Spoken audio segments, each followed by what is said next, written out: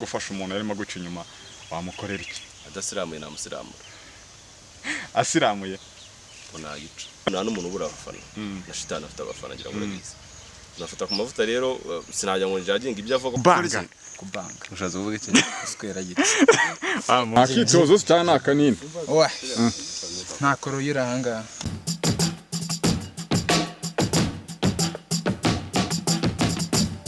Sana nizere ko mumeze neza cyane mu mukomeza kunogerwa n'ibiganiro tubagezaho umunsi ku munsi. Your boy the entertainer ushatse unyite Patrick. Nizere ko muri amahoro aho muri mu bice bitandukanye hirya no hino ku isi mukomeza kunogerwa n'ibiganiro bya Yawe TV.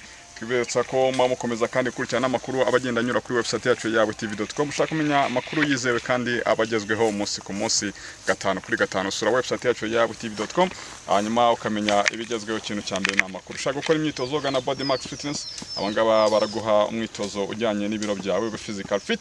Tugane mu Giporoso usa n'werekeza i Kanombe, winjiye muri Hilltop kati ibumoso bwawe ubugeze muri Body Max Fitness. Dufite gym nziza cyane, sauna ni massage, swimming pool ku bantu bikundira koga. Tugane tuguhe izo service nkuko mubibona kuri kamera zanyu. Turi kumwe ushatse umwite Meja, ushatse umwite Kilman n'andi mazina menshi cyane mwagiye mumenyaho muri series zitandukanye na movies zitandukanye byacamo. Rero tugiye kuba twiganira kuri microphone za Yawe TV. Tugiye gutangira tumuyikaze imeze bite Meja?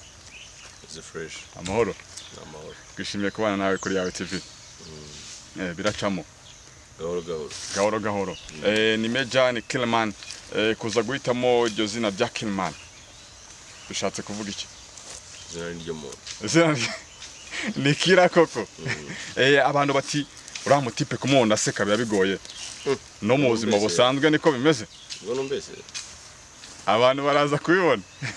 Oya mbere byari bigoye ariko ubu basigaye nsekanye. Ubu ngubu bisigaye seka. Barambwiye ngo guseka byongera iminsi yo kubaho, niyo mpamvu usigaye mfa ko byagenda. No guseka mu rwego rwo kongera iminsi yo kubaho ariko nta yindi ntego ituma useka. Ubona ari hezeye mpamvu zisigaye zituma abantu badakunda guseka kuri nose. Ibibazo nyine byabaye byinshi. Haseka uhazi. So abashonje kajya guseka. Abigoye wa mugani. Okay, first and welcome to the show. Nuko twatangiye show yacu y'uyu munsi mwite Meja. Ubu ngubu uri muri akagaragara mu yihe movie uducangamo Meja series, kongera ukaducangamo na Kilman. Ubu ngubu noneho by'umwihariko uri mu yihe? Yashangiye mu nzu kuri filme nyinshi bundi bugaragara muri Majoro nyine uko bivuze na muri Kilman. Se n'iyingi usanzwe turi gukora no kuri tele yitwa Commando izaca kuri zacu. N'indi twa nyiri byo ndica kuri zacu. Kuri zacu. Meja ica kuri Kiganisha. Oya ica kuri zacu nayo. Kuri zacu. Ubwo kuri Kiganisha naca Kilman? Oya nago nyakorera. Nago cyakorera. Kilman isigaye kuri channel yanjye yitwa Kilman Empire. Kilman Empire. Okay, fresh.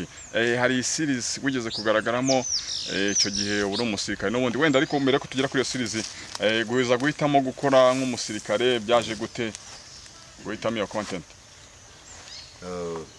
Ni kera nikina muri Nyakso. Yego.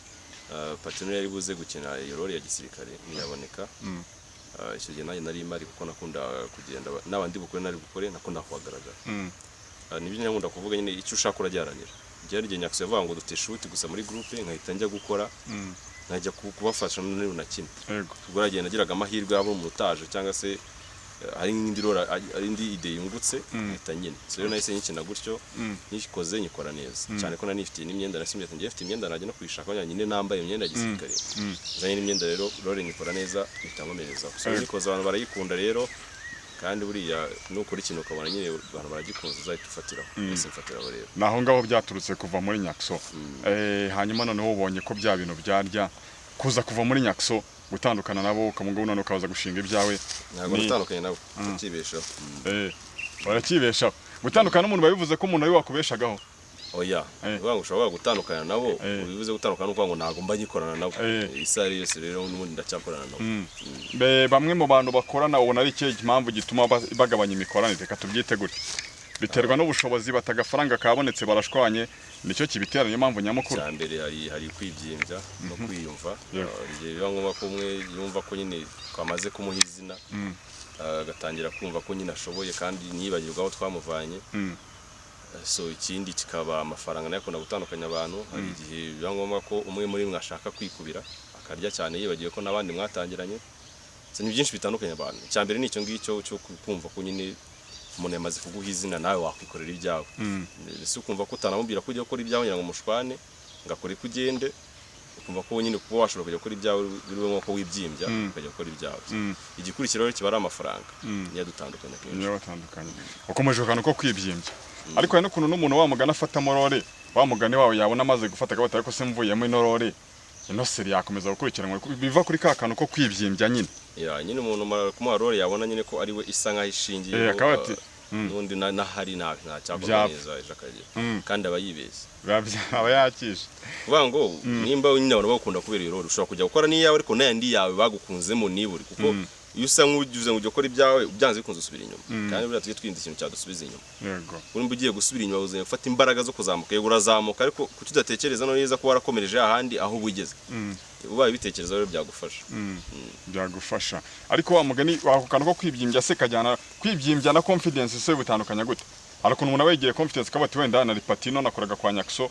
reka nanye nshinge cano yandi uwo muntu yibyimbije cyane confidence yegereye confidence kwibyimbya na confidence bitandukanye gute kwibyimbya ni umuntu wibeshya ko yagezeyo akibyimbya nyine yumva yibyimbije Patino we ajya kugenda yarabizi ko byanze bikunze afite abafana biwe bari bumukurikirane cyari n'ugendera ataragira ifana bakabona ko nyine ko bari mu kintu byanze bikunze bamukunze akava mu kintu kandi akahita agenda akirangiza ese umuntu yaba successful cyangwa umuntu yabyimba ataragira abafana bijya bibaho igihe umuntu akora akantu kamwe yabona gakunzwe nk'umuntu ushobora gukora nka ball imwe yabona ikunzwe ifashe nk'igihe cyose ngahita numva ntagafasha kandi ari iyo ngiyo yonyine rero uzamenye ko ufite abafana biragoranye utuntu twose wakinya ko wakomye ukabataka koko nagahamije nta na kamwe uri yose njya gukora ubu nyine iba yahamije nyine zose yasohoka nabonye ko yahamije ubwo se abantu babona bakora akana kabataka kahamije ko kaba yakishe ngira kubyenga ari kwibyimbye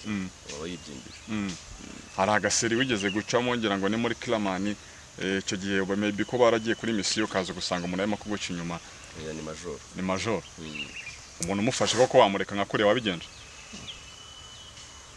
ni filime mwari ni filime ngo ngiye gufasha biro original na byagenda bito umufashe biro original ariko nyine icyo dufa dukeneye gutanga mu butumwa njye nakinye ndingabo y'igihugu kandi ikintu cya mbere umusirikare arangwa nacyo ni discipline kwihangana mbese kwihanganira uburibwe tuvuga niba discipline ari y'indanga rero nago naza ngo mfate umuntu nimba ngwenciye inyuma ngo mwice cyangwa se morase naho naba nanukaniye nawe ubwo yisha amategeko nuko nabyita ubwo nanjye rero mviye amategeko naho mba nanukaniye nawe sumba ngomba kumwereka ko ibyo yakoze n'ubundi nakeza kabyo yego ariko n'ubundi mukina ibintu n'undi biraho muri societe mu buzima busanzwe bibaho birabinda basirikare none twivire mu isura y'ingabo y'igihugu mu buzima busanzwe ufasha umuntu yarimo guca inyuma wamukorera iki adasiramuye namusiramura asiramuye onayica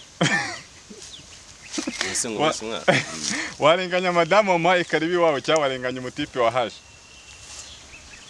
biterwa ariko rega kenshi rega abagore bacu baduca inyuma ubundi nubwo mvuze wenda nanishatse guterya ariko buriya nago kirazira kuzafata wenda umugore ari guca inyuma ubuse nk'ubigira intambara banza umenye impamvu ya guca inyuma kuko buri kimwe cyose kigira impamvu nta kintu kimwe kibaho nta mpamvu ushobora kuba udakora inshingano zawe nk'uko bikwiye ushobora kuba utamubonera umwanya ushobora kuba gukumbura ungeza yo ufata umwanzuro wo kujya gushaka undi muntu kandi agufite mu rugo rero nuko hari kiba kitagenda neza hari gihe ari iyo mpamvu cyangwa se ari ingeso ziwe niyo mpamvu mbere yo kuhubuka rero banza ukamenya impamvu nyamukuru yabiteye so iyo uyimenye nubwo numva ko wafata umwanzuro kugira icyo ukora rero ngiye sinagusubiza kama kanya ngo nafata no mwanzuro namenye impamvu byabaye uwo muntu warutubwiye ko wasiramura se ubwo noneho byaba ari mu yes twasi uwo muntu ubwo menye ko umuntu kamwereka umuntu ari nk'umuvandimwe wanjye abizi ko umugore wanjye nta kintu kumubona byangoye n'iki kandi anabizi ko ari umugore wanjye ari igihe ushobora no kujya muri misiyo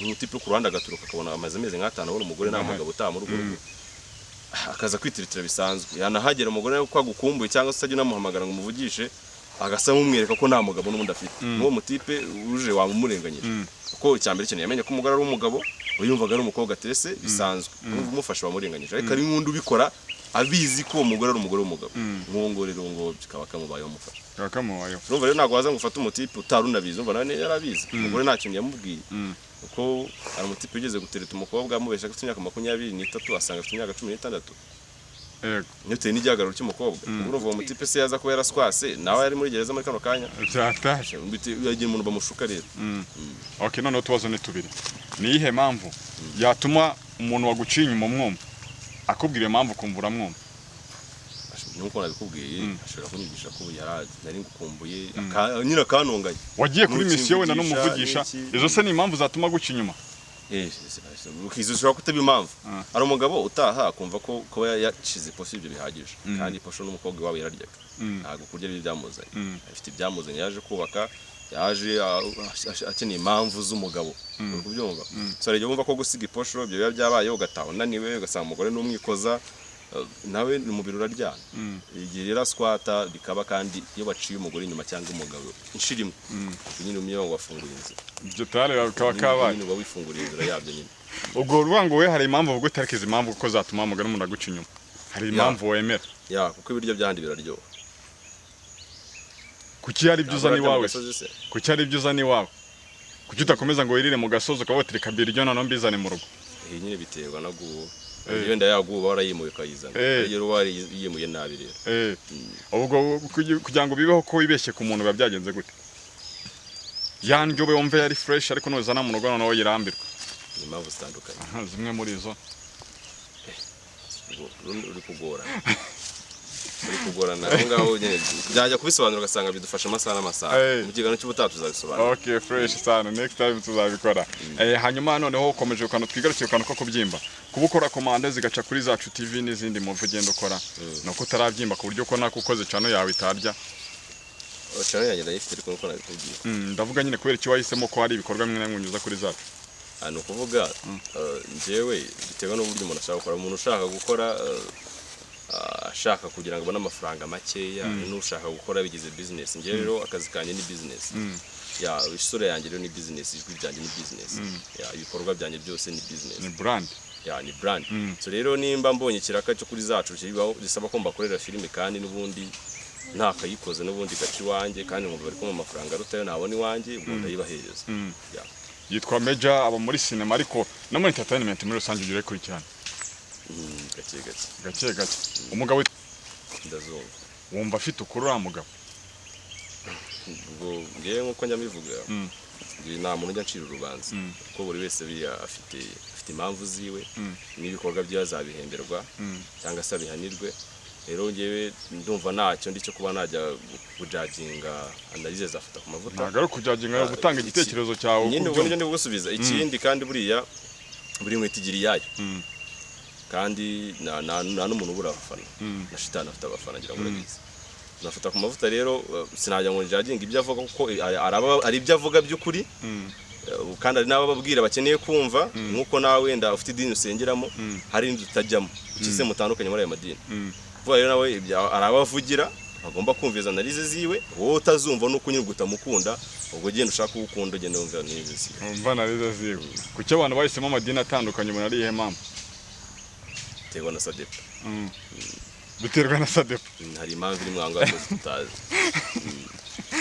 okay biterwa na Sadepa ntango muri make nta mahitamo y'umuntu uvuga ngo ntabwo tujya duhitamo tuvukira tuza guhitamo tuvukira cyangwa ibintu byose nibyo twashiriweho biza kuvuka usanga wenda injerekani ariyo bita ikiyiko bari kubifata gutya wamenye ko yitwa injerekani kuko babigushiriyeho wavutse witwa wenda Patrick bakwita Rudomoro wari kubifata gutya ibintu byose nibyo twashiriweho rero nawe wavutse iwanyu musinya muri dini biba ngombwa ko ari ibyo ujyamo ko nibyo bagushiriyeho so rero ibyo niyo mpamvu nawe biterwa na Sadepa biterwa n'aho bavukiye biterwa n'impamvu runaka ntiwamenya nasubwa abantu bazi ukuri nyakuri cyangwa nuko umuntu yavutse asanga ibintu nyine akabifata umuhanzi wigeze kurimbanga iby'isi n'amabanga rero nanjye ibyo banga sindarimenya ntago ariko rero hari tu birahari ntago turarimenya gifite uzarivumba iby'umunsi w'imero kujya ubyumva ujya ubyemera ibintu by'urubanza urabyemera ngende wo kubyakana urinde wo kubyemeza ndi nande gusa wo kubyemeza nyine ni ikibazo ubwo nyine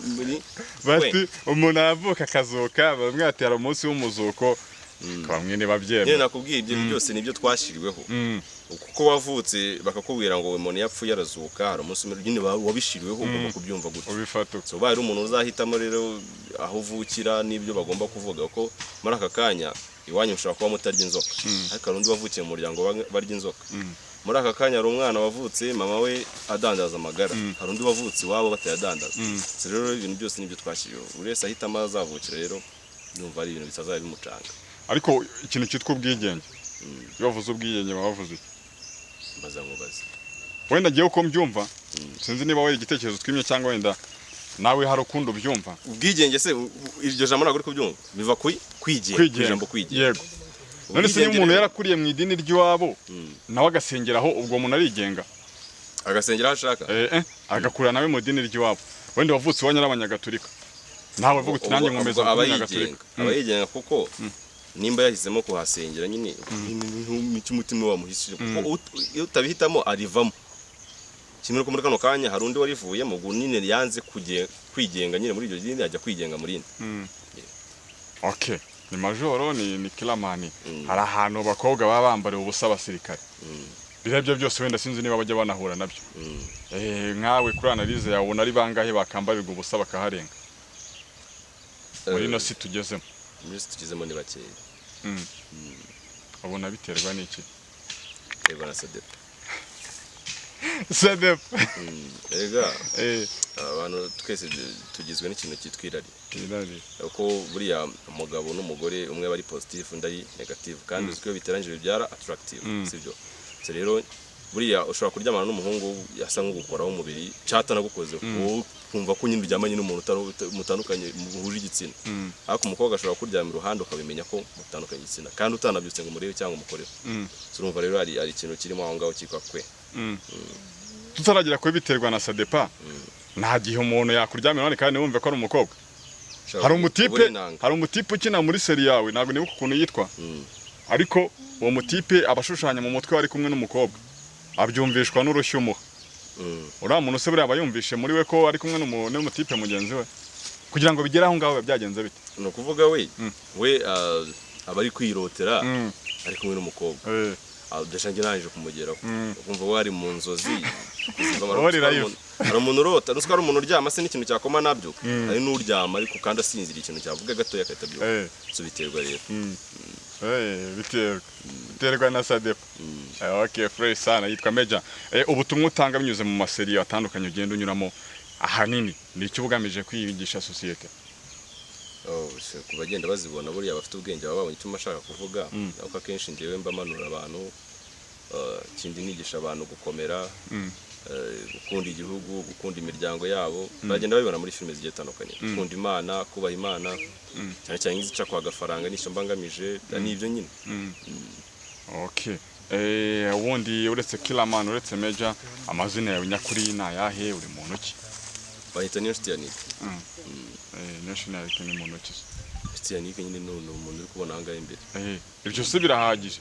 Ni umutipe w'igikara ufite metero 1.76 ufite ibiro 78 ufite imyaka 27 yego saa kintu ariko nzagafata.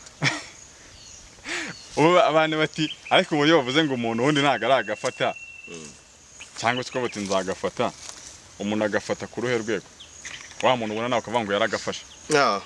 Kugafata nta muntu uzagafata kuko ubukire bw'Isilamu n'ubugeraho kandi nano wangije na murindi n'ubu kano kanya umukire ari gukora kugira ngo amafaranga yiyongere. So rero iyo mvuze kugafata ni cya gihe aho wumva utakinira kugusa umuntu ari level burimo ku ikintu cyose ukeneye guza ari level nageramo ikintu cyose ukeneye ubasha kukiha ari level ugeramo umuntu yakwiyambaza ukabasha kumutabara ari na level ugeramo nyine needs zose ukeneye ubasha kuzikemurira ku giti cyawe. Ubwo icyo gihe umuntu aba yagafashe ko hari ibihugu se bijya byakinguzanya babita utarambara mwambare ko hari ibihugu bijya byakinguzanya ubwo ati umuntu wagafashe ni wa muntu udafite umuntu aguza witabaza gutabara ibyo bihugu bitaragafata nyine ubwo bitaragira ubwo bushobozi nyine ko biba bikeneye ubufasha. Umuntu wagafashe ni wa muntu nyine utagikenera ubufasha gusa urumva Amerika ngo yasabye ubufasha bw'amafaranga runaka ntabwo bibonye irihagije. Nose ko ushaka gusanga muri iki gihugu harimo umuntu wagafashe kandi igihugu kikiguza nyine biterwa na sadepa ni impamvu ziwe iyo ndashaka kuba bifite ubukire yarabukoreye cyane kandi no muntu wagafashe kurusha igihugu nyine abataragafata. Ako se wamuganire reka tubigarure mu bintu by'insengero ushobora gusanga umuntu asengera mu rusengero afite inzu wenda ya $1,000,000 ariko urusengero rutameze neza rwenda nko ntose ko yakubaka urusengero biri mu nshingano ziwe yatuma umurimo w'Imana utera mbere se nkuko wavuze uti mu butumwa bwawe utanga arimo kubaha Imana gukunda igihugu ibyo bintu byose nyine uwo nakubwira ngo buri wese afite ibyo yahamagara hano ku isi kandi azabihembera. rero wowe ntago ufite uburenganzira bwo kumucira urubanza ko afite impamvu wenda urusengero atari kurwuba ushobora kubona ubwo butunzi nimbara bwikuzima baramutegetse ko nabikora ikuzimu wabaye ubutunzi mbaza ngo baze waravuze ngo ubutunzi niba yarabukuyikuzimu njya ngo ufiteho kanosi nyine nkuko nawe ubaza amakuru mbyumva nk'abandi nyine ati umuntu agikuzimu gushakayo umufungo navi kwihanganwa dusanze kuri toya kabisa nta kibazo ibyo byose muri muntu washutinga ngo filime yitwa Komando yaza kujya hanze ryari wabwiye abantu ko izaca kuri Zacu TV yo noneho iri mu kwezi kwa 12 yatangiye kujya hanze kimwe no kwendera no kwe ako mu kwezi kwa 12 kuko dusigaje iminsi mike yiri mu buhe butumwa butandukanye na za Clamani na za Major so iyi Komando rero ubutumwa burimo ni story y'ukuntu urana ukuntu ajya bavuga ngo kera ari igihe hazaba higa hakora abantu bize ugasanga wenda kujyana natangiye ubu nta muntu murahora ari umumotari kandi afite university yiwe abenshi cyane nta muntu murahora acuruza mitiyu kandi yarize university abenshi nta n'umuntu ukora muri restaurant kandi yarize university so rero iyo kandi iyo tugezemo nimba uri kwibaza ko umuntu wize ari gukora ku kazi gasa nkaho twagita ko kari hasi wibaze noneho utarize akazi uzakora igihe kizagira ukaba ugafite cyangwa uzasanga uri kugorana rero mu gihugu so rero ni level tuba tugezemo yaho mu mwaka tugeramo yaho mu gihugu akaza kariko kose yewe nako gukubura akariko kose kaba gomba kuba warize kandi warangije amashuri so bamwe batize rero nakazi baba bafite kandi urumva iyo bagufashe noneho wibye cyangwa se wagize ukuntu wigenza bahita bagushirira igihano cy'urupfu so rero ubwo biza kubagora rero bakavuga si nundi iyo wibye bakagufata ni igihano cy'urupfu kandi ikindi muri famille harimo n'ibibazo nyine urumva abantu bagize imyaka 20 n'ingahe bakiba mu rugo bakeneye gufasha mu rugo urumva abasaza kenshi giye bataranize rimwe mu cyene kwa mwarize kugira ngo bafashe so rero ahantu haba harasigaye amahirwe honyine mu gisirikare mu gisirikare naho rero ikoze rero n'umunyeshuri ya byose saa 11 ajya kwiga cyangwa koza amaguru mwibase kugira abashe gufata ibintu neza ikosa bari mu iyo abyuka saa 10 yaryanye saa 6 cyangwa saa 5 n'abajyanye amasaha ngahe ni ikosa barimo iyo yicaye mu ishuri amasaha ngahe ikibuno kiri ku neba adabasha guhaguruka ngo yigaranzura uko ashaka ibyo ni ikosa iyo ataha saa 8 ku izuba ngagira ngo ajye mu rugo kujya kurya ni ikosa bari gucamo rero wabashe kubisimbuka rero ari ikosa bara nakwafita kuba warahunze cyangwa warakwepye yakiri kare so niryo kose rero tuba tugiye gucamo hano ariko iryacu rero ritandukanye n'iryo ngiye twahangaha rero ikosa ucamo ryose riba ryana kwica n'urupfu rurimo biri seri yapana gukina oya turi muri filime aho ngaho ngo inyigisho irimo nuvuga ngo turi kuva mu ishuri igihe bizagera ko noneho usanga bafite akazi hari abari bamwe bize bizagenda gute so niyo nyigisho muri Komando bivuze ko muri Komando n'abantu bashobora kuburamo ubuzima yo none kuvuga ngo ikosi tugeze kuvuga ngo ari umunyeshuri wabyukaga izo saha twe noneho ikosi cyo kugira ubona abantu bose bafite akazi nta bantu bize rero muje mu gisirikare mufite amahirwe kuba mwabona akazi ko kumusirika ko nabo barahembwa kubyumva ariko noneho ugira ugere ku ipeti rituma uhembwa ni ya mahirwe ni kwa kwihangana byandi umunyeshuri yaciyemo ya bike nyiri kwa gufata mu mutwe nyine bakabiri byunzwe ni nyandi yo kustenye gucama ariko no kwe ahantu bitandukaniye ikosa rimwe ukora rirakwicisha rero ubwo uzatsinda ni wa muntu nyine nkuko umunyeshuri atsinda akabona za buruse ngugira bikora abigereho nuko yabikoreye ntawe rero hano gutsinda no kubikorera ya iryo kosi ni wowe uritanga njye uritanga ni wowe uritanga mugenzi wanjye yitwa Happy okay fresh sana yitwa Major nakaye kazino kunda mu twagiye witwa twose muzo wakinyi zitandukanye nitwa Kiramani nyine nko bisanzwe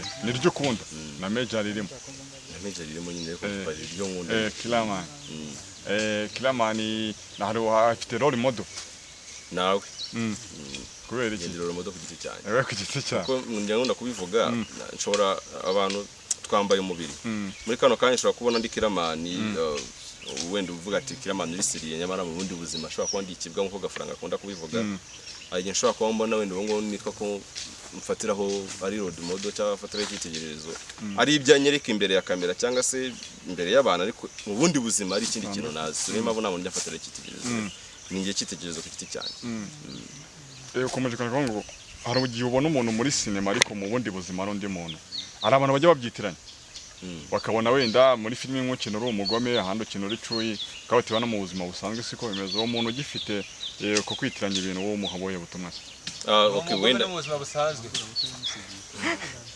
wenda njyewe sindi bukubeshye njye harimo ako kana ariko kugira ngo amenye ntabwo nari mbizi kuko buriya nandi urivugira ubusa iyo umaze kubigirwa n'abantu benshi nyine ko uri cuyi utumenya ko ari byo no kuvuga ngo ariko hari abandi ubundi role baguhaye yose wowe utegeka kuyikina uko baguhaye ejo bashobora no kunyandikira nakindi umwana mwiza kandi nkanabibageza ya role mwambonye mu ndumugome cyane ko nago role zose nyina mba ndumugome hari n'izindi nyina ndumwana mwiza so rero ubifata gutyo ngira ngo abagiye bumva ko ari akazi turimo atari ubwo buzima tuba turimo mu buzima busanzwe yego murango no gukina nyine Nyakso na Patino bose mwarakinanye abo babiri ubagereranya gute wowe gute mu buryo rwego muvango cyawe neza uzrango Nyakso na Patino byo mvuze ngo bagereranya gute ninde ubona urushundi kuko byo byose bose bafite abafana batandukanye bori ku ruhe ruhande no kuvuga ngo kuri ino si nta muntu urushundi cyane ko buri wese aba afite ibyo akina uvuga ngo kiretse umbwiye ngo Nyakso yakoze filime yitwa Abajura na Patino akora filime yitwa Abajura ninde warushije undi sire ntago bakora ibintu bimwe nta muntu urushundi kwisi nta muntu urushundi kuko nyine wakoze ibyawe se umbwira gute ko wandushije waremye indirimbo yitwa Kamuciringi ukayishiramo ukagera mu buryo bwawe nanjye ngarimba yitwa Umujura nkagera mu buryo bwanjye kereka warimbye Kamuciringi nanjye ngarimba Karamuciringi kandi ngarimba muri za melody waririmbyemo ahubwo twe tujya kubikompara ngavuga ati nungu melody yari iryoshye kurusha uyu aho no nibyo wabikompara ariko abantu batandukanye mu mikinire cyangwa se mu bikorwa bakora ntuzige bakompara kugira ngo bavuye ngo umuntu arushundi nuko bakora ibintu bimwe nuko baba bakora ibintu bimwe abantu bajyanya Cristiano na Messi barakisha nkurikije ubusobanuro duhaye okay ntabwo bakina ku mwanya bakina umupira kandi none badakina mu mwanya umwe nyine abo nabo barakije ntabwo cyese Cristiano akina wenda sinzi ikipe akina niba ari icyenda ikipe tuyireke nimba akina Cristiano icyenda na Messi icyenda ubwo nibwo batwakaye ubwo nibwo nyine wajya kubagereranya abo original ntuzayo kompara abantu rero badakikora ibintu bimwe uziko abantu bitiranye ibintu nyine barakije ibyo byose iyo wananiwe ukora iki ntabwo yananirwa cyangwa igihe utari muri modo nziza niki kikugarura muri modo ntabwo njya muri modo uhora mu nziza uvuga ngo ibijya muri modo mbi ni wowe uba uri kwigora nta kintu kijya kinstressa uvuga ngo nta kintu kijya kinjyana muri modo mbi kimwe nuko ibyo bintu birego umuntu bijyamo no umuntu ugira inzika kandi nyanguna kubivuga mu buzima iyo uri umuntu ugira inzika cyangwa se ikintu kikaba ukajya kugitekerezaho cyane ni wowe uri kwigora kuko nuwo noneza ubwonko bwawe ni we bigora kurusha wa undi wigaramiye so rero biba byiza ikintu kibaye kikarangirana n'uwo munsi ugatangira ubundi buzima kuko iyo bucya bwitwe ejo ibyabaye kuwa mbere nta mpamvu yo kubyimukana kuwa kabiri so rero njya kubibwira abantu umuntu ugira insike cyangwa se ujya gukomera ku kintu cyabaye umuntu aba ari kwiyangiza mu buzima aba no gutera imbere kwe biragorana okay hari akantu kigeze kagukirana kagusetsa muri comedy zatambutse cyangwa muri rusange ujye ukibuka ntabwo utuntu twose turansetsa apfa kuba ari komedi nyine komedi zose ziragusetsa ziransetsa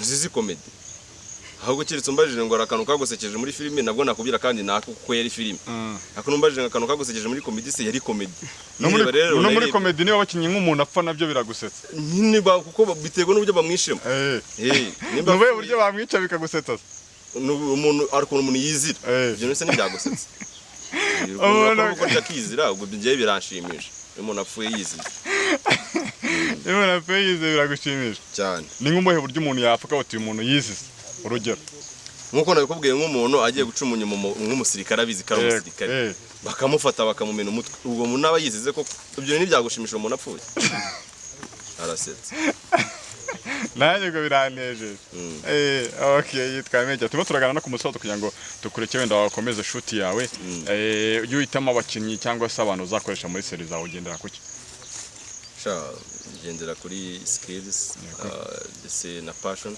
urakora umuntu nyine aza mu bintu biterwa n'icyo ushaka uje mu bintu ushaka yego bino umuntu ubizamo ashaka amafaranga wowe mureba yakishe hari umuntu ubizamo ashaka kugira ngo azamure impano yeho bazayibyaza amafaranga so abo rero nibo nkunda gukorana nabo wa muntu bumva ko agomba kubanza kuzamura impano mbere y'amafaranga ubu ni umuntu dukorana ntabwo ndeba ngo ufite impano kuko impano hano turazubaka ushobora no kuza nta kintu uzi twe tukakurema ibyo rero ntabwo ndeba ngo umuntu afite impano pfa kuba ukunze ibintu gusa ahubwo urimo ibyo biba bihagije ugendera ku kuba ukunze ibintu skills kuba ukunze ibintu skills uzipima gute skills ukuntu zipima nyine nawe ushobora gushira umuntu aravuga ati tujye gukina uri umusinzi umuntu ashobora kutabikora direct turiwe no mushubirishamo undi akabikora waje ngo subiramo gutya na gutya na gutya ngo skills nawe uzibonera aho ngaho nyine ku muntu utakugoye.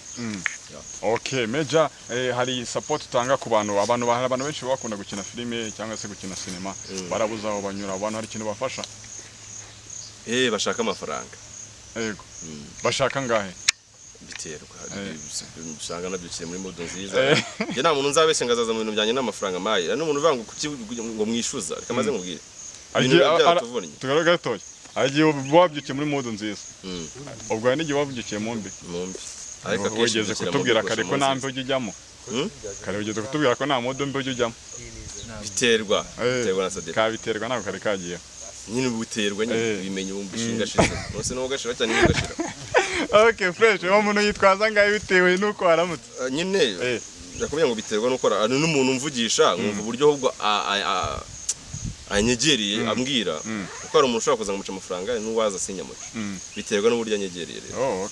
Kandi bigaterwa n'amahirwe arugenge nshobora kujya gukora shooting nkakenera abantu benshi nge nka kwihamagarira ako yinyihamagarira rero ushaka kuza mu bintu byanjye aho ngaho birumvikana bagomba guca amafaranga ahubwo ibiba byiza ushobora kunyandikira umufana wawe akaba witurije akaba bire numbaza ngo wanshize muri groupe ngo y'abafana bawe ngaho mwishyuriyemo ejo nkabandanditsemo ngo abantu mukeneye kuza gukina muzaze akaza agakinya umuntu kandi ari nundi wanabaye n'amafaranga namwangira nano gari na bose bama amafaranga mbemera n'uyamanga yanga biterwa na Sadepa ko biterwa na Sadepa. Okay, fresh noneho nize platform wakubonaho tuhanyuma tugane ku musozo tukureka komeza shoot ya mbere na mbere uta n'izindi ni platform yanjye ari igiye kuzayica filime zanjye zose ariyo Kiraman Empire. Yego. Indi ni kuri zacu na indi platform ngiye mbonekaho. Yego. Izindi zizaza nzabamenyesha social media go Instagram yanjye ni Kiraman Majoro, TikTok yanjye ni Kiraman Majoro, Yego. Twitter yanjye ni Kiraman Majoro, nyine ibintu byose cyese Facebook niyo inshuti ya Nick Morgan. Ariko ibindi byose ni Kiraman Majoro. Okay, fresh sana turagushimiye cyane turasoje wakoze cyane kuduha ikiganiro kuri yawe TV sinzi bari ikindi kiwabwira bari badukurikiranye nyuma tugashyiraho akadomo. Imana irabakunda. Asante sana reka natwe tubashimiye nitwa Patrick ndabashimiye mukomeze kunogerwa n'ibiganiro yawe TV bagezaho dusubire mu biganiro byacu bitaha amahoro y'Imana akunda kurya cyane uri mumushireho kamera watwereka niyo uriya mugabo bamwita Navi akunda abana uriya bamwita Mariyoni niyo kamera mani wacu afite ishusho harimo abakameramani 10 mu Rwanda bafite ishusho. Okay, yarakamejeje nawe ejo bundi yibye papa we amafaranga ayazaniye Major mama we yasigiye amafaranga papa we yo guhaha iki kirimo umuntu ideni kirayafata yura nawe arakishuza agitaha kiri kurira ngo barayacyambuye kandi aje kwishyura ideni bamwita haka wavuze mufatanya gutoza no dufatanya gutoza umugome we ariko siyo ko afite umugome ukabiri burenze ubwanjye abantu byanyabyo no umugome wabigize umwuga kwagera iriho kwagera kaze umusaza kanga kamera ira filime uri gukora bayita ngo ki bayita My Grandma's Secret cyangwa se ibanga rya nyogokuru zagica kuri The Focus iri mu Kinyarwanda kweri cyo wahisemo se kuyita gutyo urumva ko ifite izina ry'icyongereza ni Kinyarwanda okay Grandma's Secret ibanga rya nyogokuru ayo mazina yombi ni titirimo umukecuru yagusigira ngo ugiye kurisangiza abantu. Okay, fresh iyo bamwita Habimana Swedi bamutifu ukunda ndogo bamwita ndogo kwa Fendeke ariko hano tumwita Navi Brown ni umuhanzi afite indirimbo ziwe. Okay, ndetse afite na filime nawe yica kuri The Focus vuba aha ngaha yitwa Gashoka. The Focus Entertainment yarya bayita The Focus Entertainment iri gucaho afite filime yitwa Gashoka afatanyije na mugenzi wiwe nayo izagicaho ubwo nawe yabibabwiraho.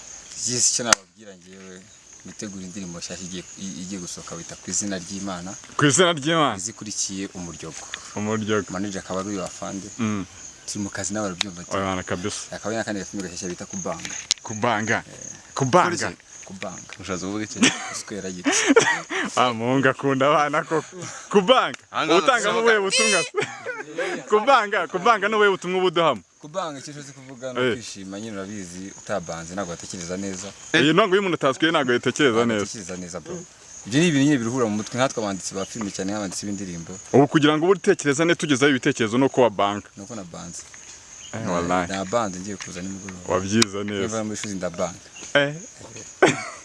Major uyu muntu maraginga banazamushobora mbere ngize ubwoba bwanjye mu buzima bitajya bibaho ubuse nababwira indirimbo nshyashya igiye gusohoka bita ku izina ry'Imana filime bita Gashoka igiye gusohoka Grandma ibanga rya Mukecuru rigiye gusohoka so mwitegure kuri The Focus kandi hari na Zacu TV tugiye gusohora Nyiribyondo nyirimo nayo mwitegure iza Nyiribyondo iri gucaho aho gukomanda n'igiye gusohoka nshyashya yego so ndumva izo project zose ziri tayari hari na pilot zaca kuri Afrimax nayo muzayibona ejo bundi so twebwe tugiye kubaha ibikorwa. Okay, first and before we sign out, Kubanga.